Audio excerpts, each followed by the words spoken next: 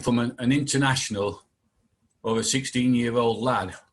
And in that respect, playing in goal was pretty much the same, irrespective of what level you played at. I suppose the only difference is the atmosphere around you. Yeah. But I've always remembered that because I thought, it is sort of based on some that. sense. But he's not been training with first team squad. He's not been playing for reserves. Right. He's just been so he's not even had regular games, Brian. Well, in that case, then they'd been better asking me to play. Yeah. I've never understood why Wednesday didn't get rid of him. Yes, Ian. Dave the Fish, could you put a light on? You're barely visible. He wants to be mysterious, Dave the Fish, or Dave the Mysterious Fish. Shark's back in town. Big Paul. Yes, I'd just like to say to my namesake, the other Paul, I know you live in Derbyshire, but I'm glad to see you displaying the white Yorkshire robe. Yeah. Is that what it is? Yeah, of course. Looks like Yeah. I'm not Could be the White Rose of Athens, Paul. You are saying? daffodil. It'll do. Like daffodil, that's what I thought.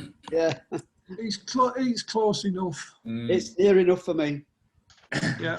I don't like living over the border, but we do it for tax reasons. I believe you, Paul. Where'd you keep your yacht? In my bath. Does the Sheriff of Nottingham collect your taxes then, Paul, with a cleft Won't stick? Derbyshire don't even qualify for a sheriff. We've got Matt Dillon. Deputy Dog. Yeah. Right. Chaps. So shall we get cracking with John? News of the group. Yeah, news of the group. The main thing this week is really it's Stuart's funeral, which will be next Tuesday morning, 11:15, and but at the moment, three of us. I don't know if you're interested in this, Lol. Three of us are going to go along and just show our respect. Oh, you're going to actually go? I thought you were watching it online, John. Well, I'm hoping to go and watch it online at the same time, but it's little Dave, who can't watch it online and who's a mate of Stuart's, lives around the corner from him, and he would like to go to pay his respect. So in a way, I'm going to support Dave, who's going to pay his respect, but of course I'll be paying my respects as well. I know Ray's walking down. Sorry? I know Ray is going to walk down. Yeah, Ray's walking down as well, and Albert's walking up from, or walking across from Handsworth as well. So it'll be four of us. So I was originally just going to watch it online, but I'm gonna take Dave there. Otherwise, he'd struggle to get there. So I will be missing next Tuesday morning, but unless Lol goes as well. Well, I'll ring you later, John, about this. Yeah. Have a little private one-to-one with it. Okay, I'm going for a run this afternoon. Note that, Paul. I'm going for a run this afternoon. Yeah, I've got that down in my diary. His car's getting a bit rusty. Anyway, that's all I've got to say, really. Nothing significant I can report at this time. Okay, John, Yeah. you've got a Yes, loose, Ian. Back from Ed. I think you've got a loose connection, John. Your videos, yeah, in every sense. Your videos got striations over it. Not can quite the see- quality you normally are. I can see mild striations. Would you like me to dip out and dip back in again? No, have you got anything else electrical near it? Yes. Nothing I'm prepared to reveal to you lads. Just turn it off for a minute. Turn it off for a minute. I'll be back. Okay, I'll be back. Where's All Doug right. got to? He's not come Coming back, has back he, in Doug? now. Here we are. Doug's Just coming while back we're in. waiting, Keith, last Yes. week you mentioned, was it Arthur Booth? Yes. Yes. when you were training. Yeah. Yes. I did a bit of research. A very unfortunate cricketer. All right. He spent most of the 30s in the Yorkshire second 11 because Yorkshire had Headley Verity. Came into the side for one season after the war, scored took 130 wickets, lower left arm, and then Johnny Wardle appeared. So he had one season and took 130 wickets. Right. I didn't realise So I that. thought you might be interested. Yeah. Yeah, I did not realise that. I wondered what his, He was what his back connection up to was. Headley Verity and then back up to Johnny Wardle. Not too bad place to be back up to, is it? I bet that got No, him back up. not back. No. Right, thanks for that. Where's John disappeared to? Doesn't matter. Try and get rid of his. Back. He's coming back. He's coming back. I think I might be still striating though. I am still striating. You are, but Get the doctors then. You're looking to get him in a point. it's usually a woman problem, that, isn't it? It should be. Well, you know should me, know, Keith. Keith. Always happy to help them out. It's a monthly thing then, John. Mm. Cheeky chuff. Right, we'll crack on because for once we might let Lol finish his going. Oh, no. I thought you put me out to grass last week. Well, so Right. Lol, news of the week. News of the week. News of the Lol, week. news of the week. News of the week. I'm We're all going saying you won't have time to do it. to start off when I'm going to finish off That's it, last Lol. You week. got to go now, mate. Bloody hell, get a move on, Lol. I'm Come going to buy on. you a helicopter. I'm going to start off where I left off last week, about to talk about Albert Quixall. I've done a quick little tribute to him. Now, Albert Quixall, he was born in Sheffield on the 9th of August 1933, and he was a pupil at Maynell Road School. As a 14-year-old, he joined the ground staff of Sheffield Wednesday. He played twice for England schoolboys international team. Away from the club, Quixall found work as an apprentice joiner and later worked for a construction firm until he was professional. He signed as an amateur for the Owls in 1948 before turning professional in 1950. He made his debut in February 1951 as a 17-year-old centre forward and went on to play 241 league games in which he scored 63 goals. He also managed to get 3 cup goals. He was in his prime with Sheffield Wednesday and he gained much media attention, becoming the golden boy of British football. He helped the Owls win promotion in 1952 and 56, and he appeared in the 1954 FA Cup semi-final. Quixall joined Manchester United in September 1958 for a then British record fee of £45,000, one of Matt Busby's key recruits in building a new team in the aftermath of the Munich air disaster, which had killed 8 players and ended the careers of 2 others on the 6th of February that year. After 7 years without a win for the Reds, Quixall eventually helped the team go on a run of only 2 losses in 23 matches to end the season as runners-up in the First Division. Quixall's only medal with the club was the 1963 FA Cup final win against Leicester City. Altogether, he scored 56 goals in 184 games for the Red Devils. And Manchester United midfielder Bobby Charlton recalled in his autobiography that Quixall played a key part in many of his goals. He noted that Quixall played as sorry about that. Yeah, when I broke through an offside trap, often it was to get on the end of one of Albert's perfectly passed balls. Passes. Passes, that's the phrase, passes. You're losing it, mate. You're losing it. Is that to protect it? I was saying balls to Keith actually. along with Johnny Giles and David Hurd, he was dropped after Everton beat Manchester United 4-0 in the 1963 FA Charity Shield. He rarely featured in the 1963-64 season, last appearing for the club on Boxing Day when they lost 6-1 away to Burnley.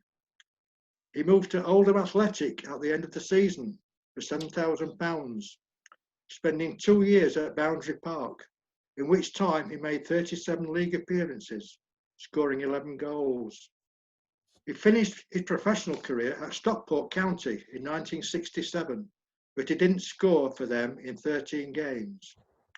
Quicksall afterwards spent brief spells at non-league Altrincham and Radcliffe Borough before retiring from football altogether. Now, Quicksall was capped 5 times for England between 1953 and 55, making his debut in a World Cup qualifying match against Wales on the 10th of October 1953, and his final game was in a friendly against Portugal on the 22nd of May 1955. He was the longest surviving member of the England squad at the 1954 World Cup, which was held in Switzerland. After his football career ended, Quicksall moved to Greater Manchester and established a scrap metal business, which he ran until he retired. Sheffield Wednesday, they've named a hospitality suite at Hillsborough in his honour. And Albert passed away a couple of weeks ago, on the 12th of November, reportedly of a broken heart. But I've not seen anything to substantiate that. Does anybody know his cause of death? A broken heart. It was reported in one paper he died of a broken heart. That's a bizarre thing to say, isn't it? I know I couldn't find any other report about it though. Took up watching Wednesday again. Now before I move on to the news, Or United. Oh dear. can you see that? Yeah. Yeah. Manchester United programme from 1963. And it was Sheffield United away at Manchester United. We drew 1-1. And the forward line for Manchester United that day was Quicksall, right wing, Nobby Stiles, inside right, David Hurd, centre forward, Dennis Law, he was the captain, inside left, Bobby Charlton, he played on the left wing. What a team, eh? Now also on that day, this is a quiz question, United gave a debut to a 17-year-old. Anybody remember who it was? Mick Jones. Len Badger. Mick Jones. Mick Jones, that's correct, at 17 years old. No, that's not right. It is. No, it's not. I've read it it's in the programme. No, go on. What's the answer? What's the No, answer it then? is. It's Mick Jones. Mick Jones. I Yeah. just said that. Mick Jones. Sorry, Chris. I was getting me Mick Jones and me Alan Birchenalls mixed up. As You're you a do. twonky. Yeah. Well done, Chris. Mick Jones, one of the Mick best Jones. United players I've ever seen. Terrific player. I Yeah, know, so- don't mix him up with Bobby Charlton and George Best, which is easily done. That was my first ever away league game where I watched United. It were only people like Mick Jones and Paul Madeley that made Leeds United into an almost acceptable team. Almost, but never. No. No, they were two good players though, Chris. Leeds United, we know what we think about Leeds United, but they were two good players. I know a story about Mick Jones and Don Revie, which I'm not prepared to do it in public, but I will tell you. I'll tell you, John, Yeah. my opinion Go on, therefore. What? All right. Okay. I'm not going to tell it now. No, don't destroy an illusion. I actually No. liked a United player who I thought were all right, and now you're going to destroy that illusion. No, I'm going to reinforce your allusion about Revie. Oh, that's okay. That's all right. That's okay. That's fine. Right. Come Jim. on, Lol, get a move on. Paul No, wants hang to have a on. word. Yeah, just Oh, a biscuit. point of information. don't they always say that Albert Quixall was the first signing for Manchester United after the Munich air disaster? Is that Yes. right? I thought to mention that. You're right. And I'm just asking, really, the accident happened in February. They didn't sign him till September. So what did Man United do between February and September? I They got assume loads of players in Well, free yeah. transfer, didn't they? They Pardon, were sir? allowed to poach players from all over the place on free transfer and loans and things like that Mm. without Right. any proper paperwork. I see. Right. Okay. No, I'd always assumed. I didn't realise he wasn't signed until the September. I always assumed they probably signed him in March. And Busby was seriously ill Well- for quite some time, wasn't he? Yeah. Yep. Okay. Yeah, Busby won't be back till September, would he? From No. his own injuries. Yeah. Okay. Thanks for that. Okay. Okay. Right now, 11 days later after that match, when we drew 1-1 there, Wednesday went to the Old Trafford and they won 3-1. Yeah, I was there. And Setters scored for Man U. I don't know who scored for Wednesday. Setters. Now, there's another Maurice thing. He passed Setters. away, didn't he? Mm. Last few days, I think Yeah. it was. Now, in United's next home match after that Manchester United game, it was against Leyton Orient, and we gave another 2 players their debuts.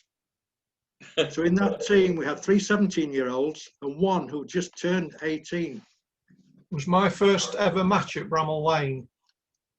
Was it? First ever match I ever went to. And my dad took me, obviously, and it was Len Badger and Bernard Shaw. That's correct. And the other youngster was And who? I have the programme. Yep. And Len signed it. And that's a treasure. It's very rare, actually. There were not many available. I think I might have got it. It's quite rare. It was a Friday, and they didn't print that many programmes for a very big crowd. Yeah. Quick What off. year was 7:30. that? Sorry. What year? It's 26th of April, 1963. God, I'm old. So, who's the other player? Is the other player Tony Wagstaff? That's correct. He was 17. I He went also to that played. game. That'd be a good answer. I Tony went and to that Barry. game. Yeah. I went to that game. It was the only year that Leyton Orient played in the top division, wasn't it? Yeah. Yeah. I believe so. Yeah. Yeah. At the end of the match, both teams played. They clapped Badger and Bernard Shaw off the field. Do you remember that, Chris? I don't remember that now. Yeah. Yeah, they lined up and clapped Did them they off the really? field. That's very It's a strange thing to do. In those days, I suppose 17 was very young to be playing. Very good. Um, Thanks No, for that, sorry, Lol. yeah. I didn't know that. just quickly go on a bit. Now, in November '63, Quixall made another one of his last appearances for Manchester United, and it was at Bramall Lane. And Manchester United won 2-1, both scored by Dennis Law. Can you remember who scored United's goal? Simpson. It No. was a penalty. What year? 1963, November. Jerry Tony Summers. Simpson. It was John Docherty. Oh. Oh, Penalty. 2 weeks later, Wednesday, went to Old Trafford and lost 3-1. And David Hurd got a hat-trick. Right, we'll go to the serious stuff now. I beg your The pardon. news. I beg you. Any more to be said about Albert Quixall? Anybody else see him at all in the flesh? I only saw him. I saw him in Jimmy Hagan's testimonial. Yeah, yeah. I've seen him in the flesh, but I can't remember seeing him in the flesh. I had an incident when we'd sold him. The year after, Manchester United played at Hillsborough in a night match, and I arranged to meet one of my mates from school. And he chucked it down with rain, and my mate didn't turn up. And I was distraught, and I walked home disconsolate. And my foster sister took me to see Tommy the Toreador at the Manor Cinema, which was excellent, but not as good as watching Wednesday beat Manchester United 4-0. Oh no. Yeah. Oh, I was in hospital having my tonsils out that night. Well, Were you? after having my tonsils out. Yeah. Yeah. I I've think soon I seen was. Tommy Listened the to it Toreador on and have my tonsils hospital out. radio. Well, I saw Yeah. Tommy the Toreador as well, but I think I have a sneaking suspicion I was at Swillsborough that night, Where? at Hillsborough. Don't own up to it. Well, you got to get your culture somewhere, Keith, haven't you? I know. I once We were a good team in those days. appeared on the TV at Hillsborough. Do you know? Oh dear. What TV? What TV at Hillsborough? On ITV. Did you? Do What were you you doing? Some graffiti? no? Do you remember back in the day? They used to show England under-23 internationals. Yeah, Colin Dobson played in that Yeah. game and he hit the bar from 25 yards. Yeah, but they only used to show you the second half. Yeah. But the cameras, the program started at half time, and when the program started, it zoomed in on someone buying an ice cream, Yeah. and it was me.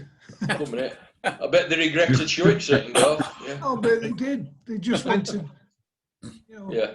Anyway, Still get Colin Dobson penalties hit the for bar it. from 25 yards at Leppings Lane end in that second half.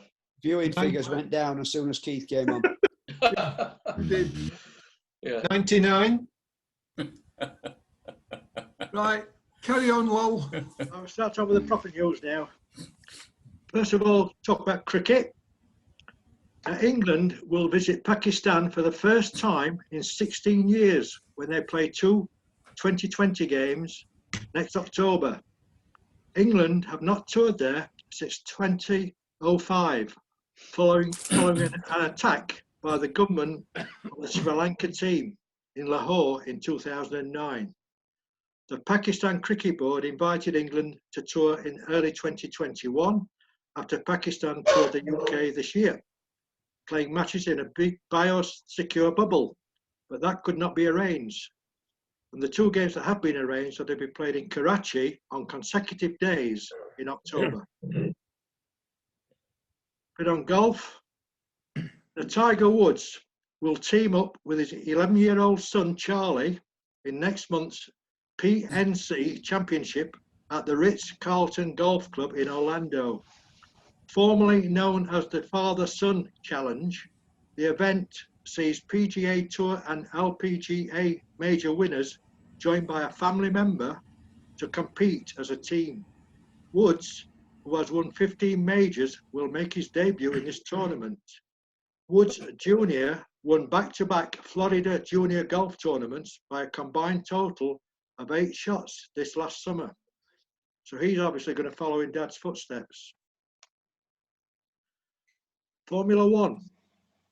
Lewis Hamilton has been named the most influential black person in the United Kingdom, days after winning Formula One's World Championship for a record equaling 7th time. He's topped the Power List 2021. He The beat list- Diane Abbott. He beat Diane Abbott. Yeah. Well, I wouldn't have thought it was the most influential. Oh, that's priceless. The list think honours there's- powerful I think people. there's- Okay. I think there's one person who's been more influential in the last year. Black person, Yeah, but you didn't. Well, know. Rashford. Marcus Rashford. Yeah, but I think they're talking about worldwide as opposed to UK, aren't they? Well, the list honours powerful people of African, Caribbean and African American heritage in the United Kingdom. And a group of MPs, they it's plan in the to write to UK. Boris Johnson this week, recommending that he gets a knighthood for his achievements. Including not paying taxes. Well, they're all at it, aren't they? They're all Personally, I don't believe in giving knighthood when they're still performing. I would agree with that, Ron, as well, yeah. You horse just said racing. allegedly, please. This is going out. Some of the comments you're making are not actually true. Lewis Hamilton just played. He has, yeah. Yes, Big Paul. I didn't know Formula One, Jackie Stewart, when he got his knighthood, I didn't know he also represented the country in shooting. Yep. Yeah. Yes. Yeah, he was Yeah. there on the day I was there. Yeah. Yeah, there's on the estate, doesn't it? Where Yeah. I used to go shooting and have shooting parties. Right. Oh. Okay. Right, horse racing. Now, our review has been ordered by racecourse bosses after all but one runner was disqualified from a race at Fontwell. Dharma Rain was awarded as being the winner despite crossing the line in 7th place. First 6 horses to finish all failed to jump the 3rd last hurdle as jockeys were left confused, with the ground staff appearing to indicate it should be avoided. Arena Racing Company, which runs Fontwell, is looking into the incident. Anybody hear about that? Oh, they'll have to mend some fences on that one. I read about it. Yeah. Yeah. The other jockey who kept going, he thought, no, they've got it wrong. I'm going to jump it just in case. And he was the only one who was left. That's funny. When Wednesday play, there's a sign in front of opposition goal saying not to be used.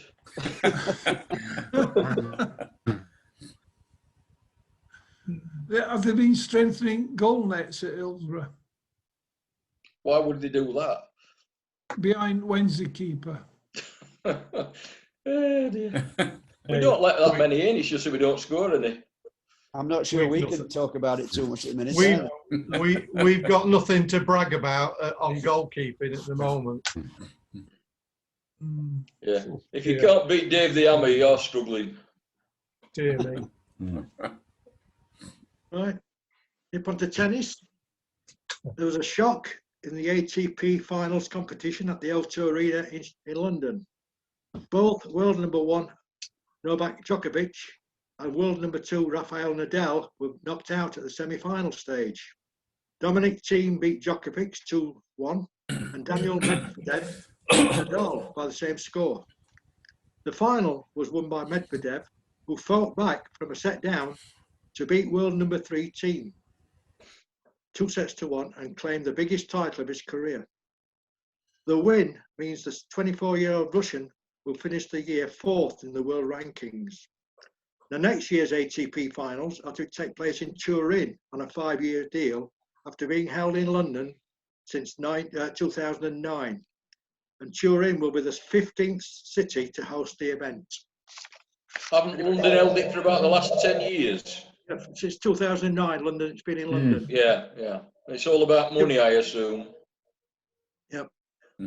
Yeah, will be.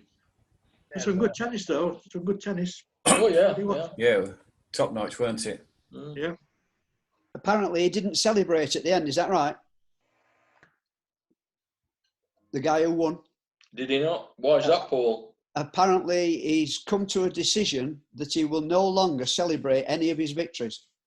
He's taken a lot of abuse at the US Open, apparently the year before, for overly exaggerating his celebrations. Was roundly abused as a result. And from now on, he's decided he will never celebrate any victory. Yeah. Sad. Very stony-faced, apparently. Yeah. I didn't see it. I just read about it. Good for That's him. another thing he's got in common with Wednesday. Well, at least Yeah, but a he's got decision to make, hasn't he? something to celebrate, John. How dare you, Ron? He's got the choice. Yeah. Right, nip on to rugby union. Aye, Wrong one. Wing Johnny May, he scored a superb solo try as England claimed an emphatic and entertaining Autumn Nations Cup victory in Pool A against Ireland at Twickenham. May crossed twice as the hosts dominated the first half and the second try, where he covered most of the pitch, chasing his own kick. Must be one of his finest ever tries. England kept control after the break with 2 Owen Farrell penalties to run out winners 18 points to 7. Now May has now scored 31 tries for England, level with Ben Cohen and Will Greenwood, with only Rory Underwood on 49 ahead of him in the men's team. In Pool B, France beat Scotland 22-15 at Murrayfield, which means Scotland must now rely on Italy beating France in Paris next week to get to the final. That was one of the great tries, that one. Johnny Mays, it will go down as one of the greats. Yeah. But didn't the ball just bounce nice for him just before he put it down? Just bounced into his arms. Yeah. Notice that. Yeah. There is a skill in kicking it that makes it pop up like that, though. Yep. Yeah, good game. Darts. Now Simon Whitlock threw a tournament record 20 180s as he recorded an enthralling 16-15 win over world number 1 Michael van Gerwen in the Grand Slam of darts. The 51-year-old Australian qualifier survived 8 match darts to reach the semi-finals of the competition in Coventry. In the semi-final, he lost 16-12 to Jose de Sousa from Portugal, who will now face James Wade in the final, which is played out today. It's on Sky, by the way. So, anybody watch the darts on Sky? No darts. Can't see Never the point. Darts.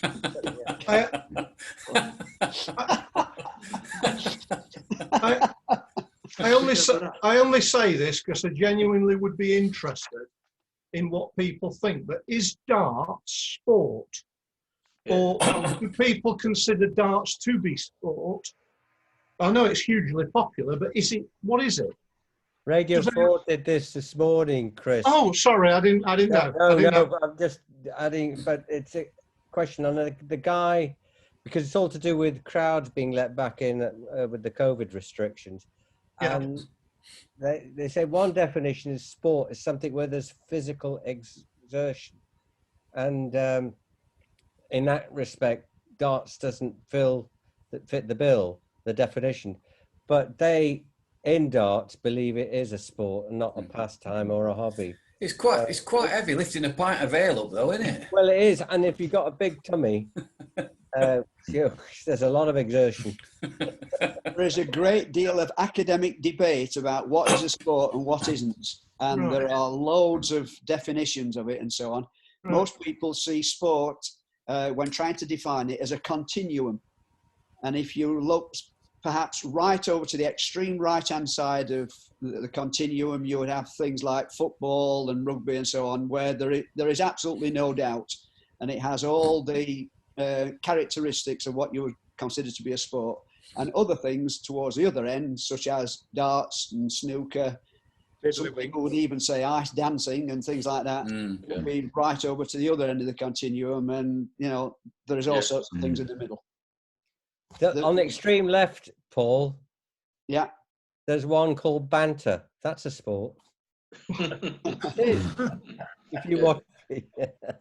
I mean, I don't consider ice dancing a sport. I think it's absolutely brilliant and it's incredibly skillful, but I don't regard it as a sport. It's an art, isn't it, really? Yeah, like I think so. It only becomes a sport, some people say, because it's done on ice, which makes it more difficult. Otherwise, you'd have strictly in the Olympics, wouldn't you? Yeah. Yeah. Well, that's a good idea, Paul. No, it's not. Well, Definitely not. Haven't they had ballroom dancing in the Olympics? I think they possibly have. Yeah. I bet it was here. I bet it was one of the ones held here. They've They had also painting. used to have painting as well. Yes. I bet we won. They had what? Baiting. No, painting and Oh, writing poetry. painting. Oh, they've had painting, yeah. And writing Ceiling, poetry. walls, Yeah. all sorts. Yeah. Wallpapering. Dave the Fish, you wanted to say something. I reckon we'd win all of them. Well, I forgot now. Forgot what I was going to say. No, I think I was just going to mention snooker and archery and things like that. Shooting. I used to watch snooker in black and white. Brilliant. I know think. what you mean. Yeah. You I mean think the the- green balls behind the... Yes. Yeah. I think the whole debate about whether it's a sport or not is actually tied up to the access to funding that they get, and a legal definition of something being a sport opens doors for funding that might otherwise not be there. Because on the face of it, you'd think, well, it's a stupid debate anyway. Yeah. What difference does it make? But that is the difference, I'm told, that legally it opens access to funding that would otherwise not be there. He was a good speedway rider, weren't he? Of funding. Yeah, I remember. Interesting dialogue, Brian, because just as if you look at the trends over the last few months, weeks, whatever, there's been more attention being paid from physical illness to mental illness and mental well-being and what have you. Some of these sports, which are now bringing back after the COVID restrictions, help the mental psyche. You know, it's not, I mean, the spectators are not physically exerting themselves, but it's improving their mental disposition. And in that sense, darts is a sport because people are enjoying it. You know, it's a spectator sport. Yeah, but Like Zoom meetings. Like Zoom meetings. Like Zoom meetings. Yeah. Yeah, they'll not enjoy it though because they'll not be able to serve them with any beer. I used to play devil's advocate with my A-level groups and say that if you want to look at, if you look at all the criteria for what is a sport, I used to argue that dustbin collecting fulfilled all the criteria. It was physically demanding. It had to be practiced. It had its own language and so on. And a lot of the qualities required. So we used to have a debate about dustbin collecting. Right. Okay, lads. You never said that, Paul, because we might start one. I could We're bore nearly them to out of death time for on ages. this one, so I'll end this one and we'll start again in 5 minutes. Okay? Okay.